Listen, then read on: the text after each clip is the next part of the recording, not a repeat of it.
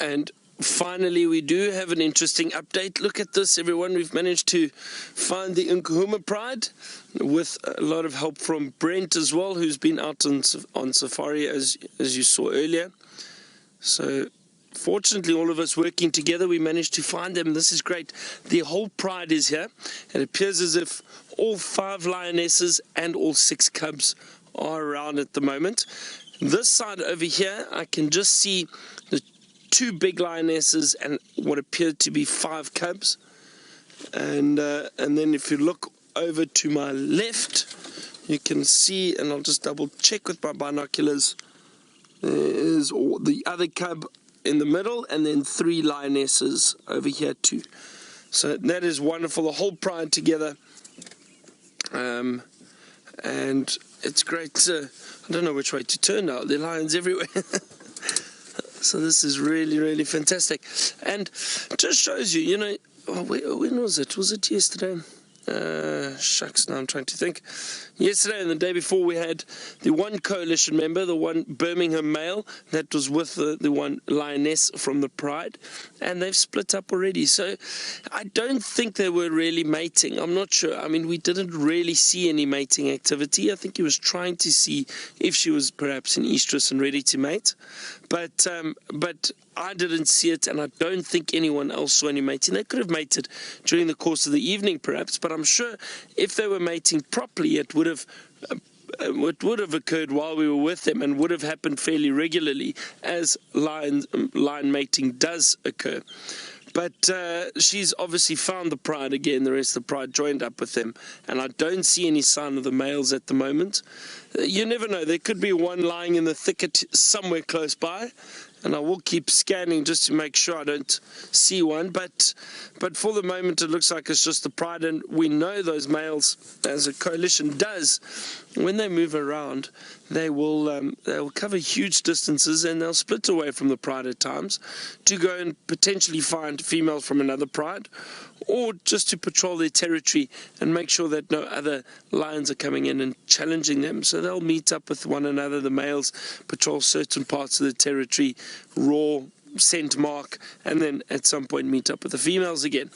But I'm so glad we got to find the pride, and you know, we've been speaking about it now for the last week or so, and we were very fortunate. I'm trying to think. It was about 5 days ago, I think. Yeah, about 5 days ago, we managed to spend some time with the pride, the Nkuhuma Pride, and it must have been kind of late afternoon, and the cubs got up and started playing, and we got that amazing sighting with them all playing and tackling and stalking one another, and just being playful cubs. And then the lionesses later on did very much the same thing. Also ran, pounced on one another, they chased each other.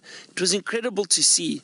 Now, we've been very concerned, obviously, with the few diseases that the pride has contracted during the drought, but it appears, and I say it appears so because I'm not entirely sure if they have completely recovered, but it appears as if they are doing very, very well. They seem healthy, they seem like they're moving a lot better, and it's fantastic for the pride. So I think, again, I don't want to jinx anything and say something that could potentially change in a day or two, but for the moment, they're looking healthy, they're looking good, and that's wonderful for the pride.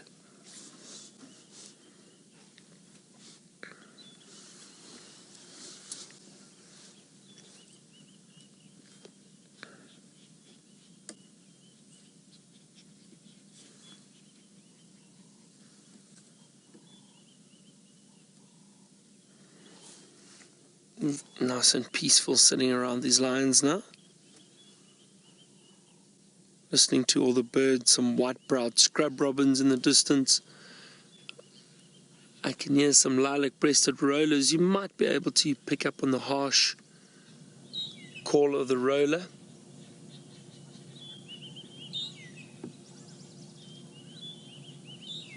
And then also a magpie shrike.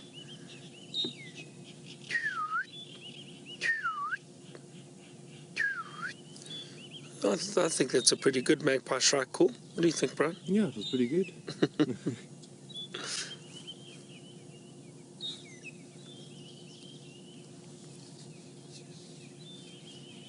It's always nice sitting around lions and listening to what else is going on. What else is going on in the bush? I'm going to spend a little bit of time with these lions and just see if they do decide to move. And while I do that, let's head back to James and get an update on that little leopard that he had. So I've just tried to reposition slightly to show you these lions again from a different angle. And we're still sitting with the Pride, but they have not been moving at all. You can see these big lioness resting over here. And the others are still lying not too far. I think all that would possibly happen is the sun is starting to creep through now, which is wonderful. So I think if these lions are a little bit exposed, as it starts warming up, they're probably going to move into the shade a bit more, perhaps even down to the drainage line. It doesn't look like they're going to move anytime soon, but having said that, you never know. And as we know with lions, if they do come across something or hear something interesting or something close by that they could potentially hunt, they will indeed hunt.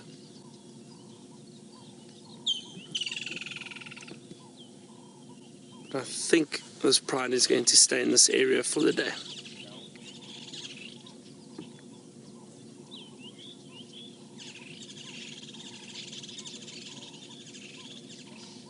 Matrix, you'd like to know how lions remove those thorns out of their paws, and well, thorns or ticks or anything that gets stuck around the paws.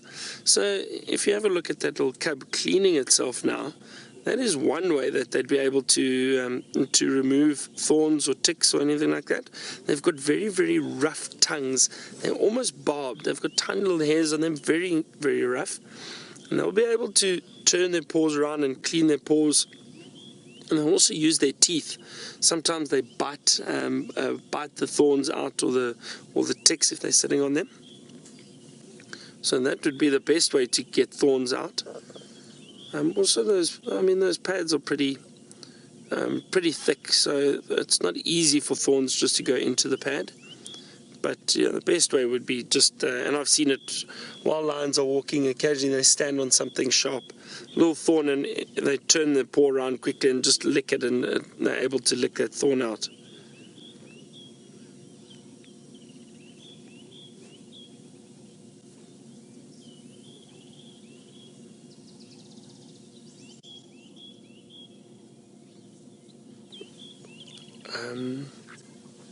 Let's just have a look here. I think I see a bit of movement. Just off to the left, I think the other cub is coming to join its siblings and these two lionesses. There we go. We'll get a nice view of it. There we go. Maybe feeling a little bit lonely lying on the other side just with the lionesses. Those bellies look quite full, don't they?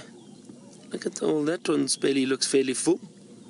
So I wonder if they didn't feed on anything last night. There's a possibility, not sure what. I don't see any signs of a carcass in this area, but potentially they did. I'm just looking for some more shade.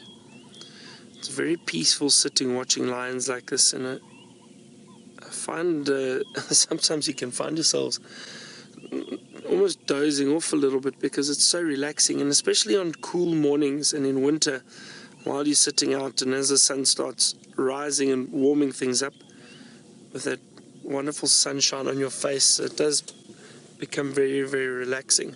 And I can actually feel the sun warming us up now too. We sitting out in the open, and it's much warmer than it was earlier this morning.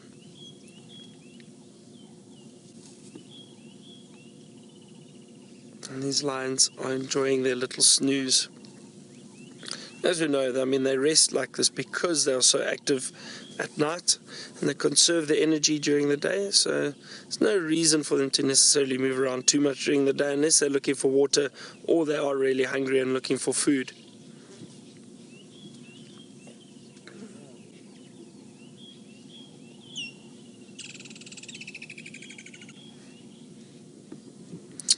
Sammy, and welcome to you, Sammy. You wanted to know if we ever get nervous around the lions. So no, Sammy, I don't. And the thing is, over years, like this Pride, for example, they've been viewed for many, many years on Djuma, so they've become somewhat habituated to the vehicles moving around them and getting fairly close to them, but not disturbing them. That's the biggest thing. So we don't disturb them and we don't cause them to feel threatened. So therefore, they probably won't react to the vehicles at all. If I had to drive right up to them, yes, they would get upset and they'd do one of two things: either decide to charge the vehicle and make a noise or run away.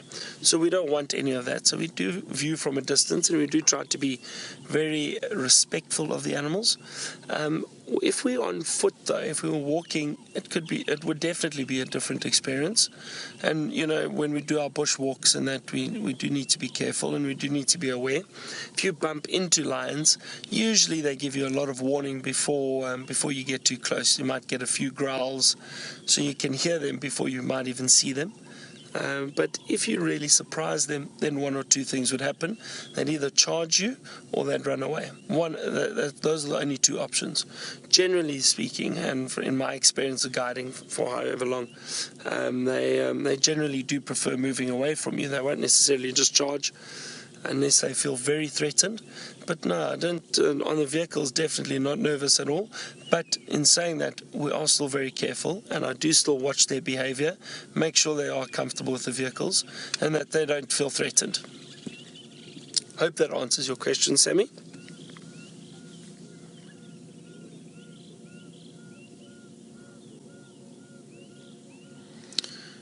Alright, I think what we are going to do is, we've still got quite a bit of time, so we're going to leave these lions. They seem to be very comfortable and relaxed at the moment, so let's leave these lions. Stay with us though, and we'll see what else we can find. I can hear a lot of woodland kingfishers flying around at the moment. I can't see them, I just caught a glimpse of them flying over us. You can hear that wonderful call in the distance, that beautiful woodland kingfisher. So let's leave these lions, let them rest for a bit. We'll continue. We may return later or this afternoon, but let's see what else we can find while we're out here. I have indeed found the lions, James, he who hails from probably 10 kilometers north of me. So I don't know exactly how what that makes. Anyway, but these lions have moved slightly, everyone, just as I thought. They just moved into the shade a little further, but that's about it. Looks like most of the Pride they've just moved closer together, and they're lying in the shade of some guarri trees, and there's some little knob thorns, young knob thorns, and some combretums. That's the trees that they are resting under, that providing shade for them.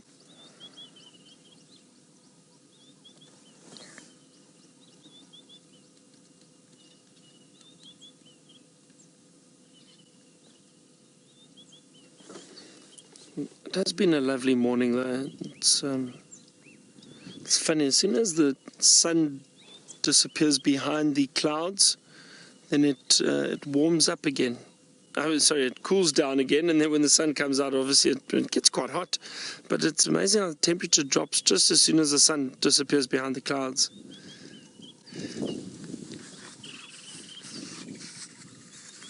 I've sustained an injury, I believe, of sorts. Now out here, obviously we put our lives on the edge and at risk every day. That's not quite that bad, but we do come across little insects that can sometimes cause quite a bit of irritation, and I think one has sat on me, and I've got, I don't know if you can see it over there, it's quite red around that area. Does it look red, Brian? Yeah, it's red. It is incredibly, it's perhaps a caterpillar, but it's incredibly itchy, and it happened yesterday, actually, getting back from the bushwalk. So I've possibly brushed against something while on walk. But these hairy caterpillars, you've got to be so careful of them because they do cause massive itchiness and huge irritation to your skin. And I think that's possibly what got hold of me. Hopefully I'll survive. Hopefully.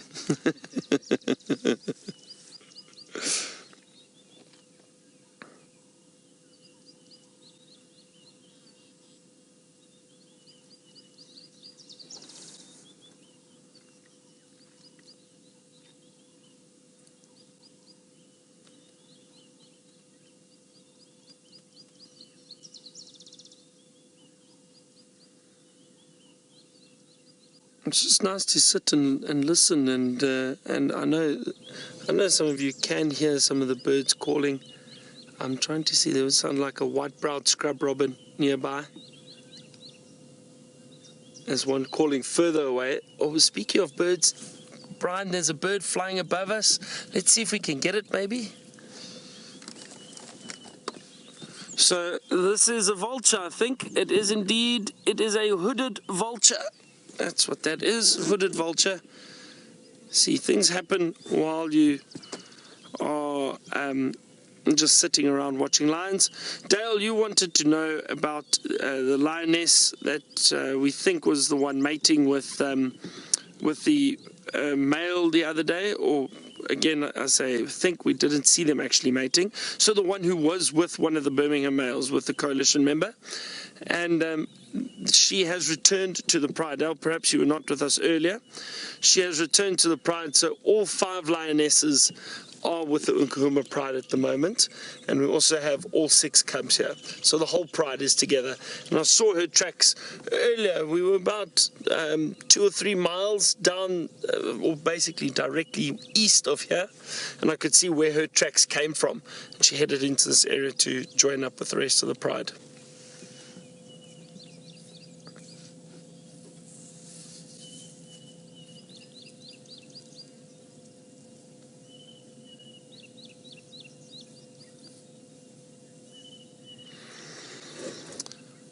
Rebecca, you wanted to know if lions perhaps have a history, or perhaps contract something that causes them to have infertility and not have the ability to have cubs.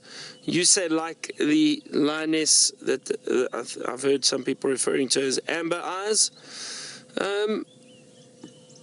I'm not sure. I do think it is possible that sometimes, and I've seen it with leopards too, occasionally they'll mate and just not fall pregnant, because who knows, a number of reasons, but perhaps infertility is one, and can happen. However, and maybe some of you viewers can help us, or help me rather. And does anyone know exactly how old that young lioness is, that amber eyes, that we think was the one mating with? Okay, so apparently she's around 6 years old now, so she should be ready to mate, definitely at that age. I'm just trying to think, and as I said, I haven't seen the males mating properly with them. Since I've been here, we've seen with the males a few times, but I have not seen them spend 4 or 5 days mating with the female every day. It hasn't happened, or from what I've seen. So that plays a big role. Unless they mate regularly and efficiently, they're not going to fall pregnant. So I think, I mean, even 2 days ago and yesterday, we saw her with that male. We didn't see them actually mating, and who knows if they did. But the fact that she's back with the Pride just makes me think that she possibly didn't. So all of those factors need to be taken into consideration. And but maybe we're lucky, and in the next few months, who knows, we could see some cubs from that female.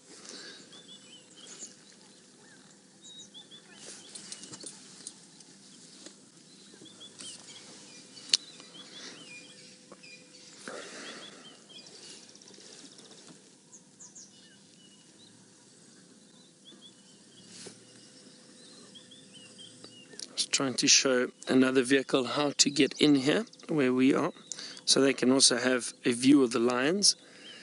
It is always nice, and I say it, but I do mean it. It's always nice to see people out on safari and out on vehicles enjoying the game viewing.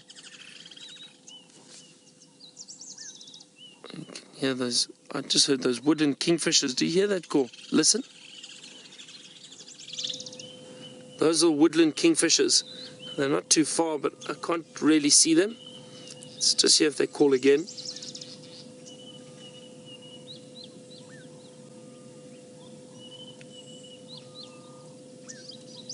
Oh, they've stopped.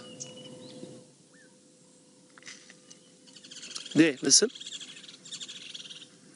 Did you hear that sound? That was just another sound that the woodland kingfisher makes. That like high-pitched chattering almost that they do. And that's usually when a male and female might be in the same area.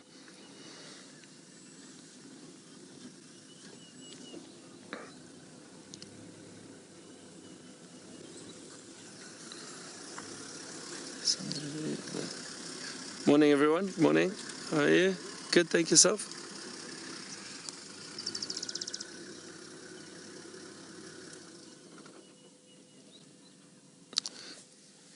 So it looks like, just as I thought, I think these lions are going to potentially rest in this area for the day. But to be honest, it's always difficult to try and predict where they're going to move and where they're going to stay. With this cloud cover, the weather is a bit cooler, so there's a possibility they may decide to move at some point. And again, a lot of factors need to be taken into consideration. Are they full? Have they eaten recently? And from what we saw earlier, their bellies did look fairly full. Then they won't necessarily have to move. They won't necessarily have to go and look for food or hunt. But who knows? I've got a feeling, and I think they're going to stay in this area for the course of the day and maybe move later this afternoon or early evening. But we'll see, and we'll definitely see. We'll see on our sunset safari. I'm going to sit here a little bit longer, just till the end of the show, to see if they do move or not. In the meantime, let's head back to James and get an update from he who hails a few kilometers north of where I'm from.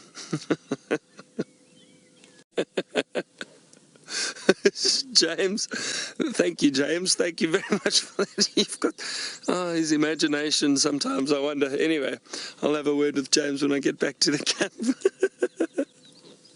The southern part of Johannesburg is actually a beautiful area. I think James is just jealous that he's not from the south. We're still sitting with these lions. They haven't moved, just as I thought. They are going to probably stay in the shade here. Those lionesses seem very relaxed. And I actually caught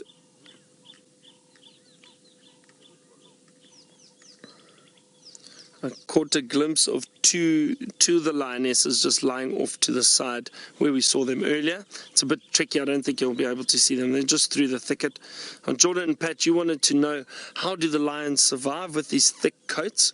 Well, we need to remember that these animals adapt to their surroundings depending on the temperature and the climate that occurs. So they have got ways of cooling down. The panting, lying in the shade, staying out of the sun during the heat of the day, all of that helps cool them down, or helps him stay cool. Yes, I'm sure they do get hot, just like we get hot, but they've adapted to the surroundings and to the climate that we get in these areas. So the coat is vital for animals, not just lions, but the coat on all big cats and the coat on some of the antelope species and that too. It is needed, especially in winter. So in summer, all it does is it changes their behavior slightly. They won't be as active in the heat of the day, try and conserve their energy, try to stay in the shade. All of that helps cool them down a little bit more.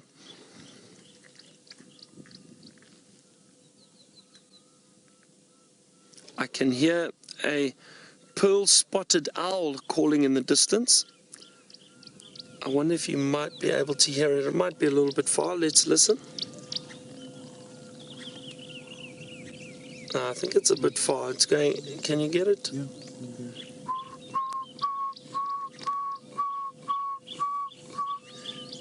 That's the pearl-spotted owl, the start of the pearl-spotted owl call.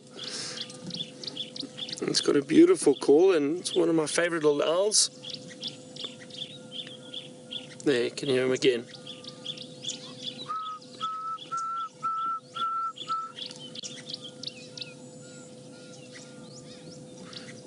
Well, we've had a wonderful, wonderful morning.